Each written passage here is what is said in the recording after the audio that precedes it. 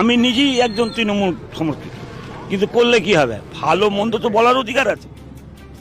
ভালো বলে এসেছিল কিন্তু করে, খারাপটাই বেশি করেছে। শিল্প তো এখানে হবে না, এটা বদনাম হয়ে গেছে পশ্চিমবাংলায়। কোনো শিল্পপতি আসবে না প্রথম। কেন?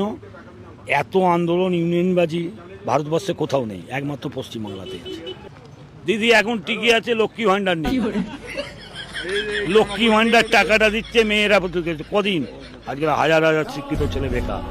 শিল্প তো নেই, যেটা আছে চাকরি মাস্টারি সেটাও হচ্ছে না, চলে যাচ্ছে। বলছে আমি শুনেছি নাকি আমার বাপের আমল থেকে সরকারি চাকরিতে একবার ঢুকলে কারো বাপের ক্ষমতা নেই, খায়। খাওয়া ছেড়ে তো দূরের কথা, রাস্তায় ভিক্ষে করছে তোরা মাস্টাররা। তাহলে এই তো আমার পশ্চিমবাংলার পরিস্থিতি। এদিকে বলছে আমি নাকি 1 নম্বরে, কিসে 1 নম্বরে আমি তো দেখতে পাচ্ছি না। কি মনে করছেন তাহলে সেই সময় জমি আন্দোলনটা তাহলে ভুল ছিল?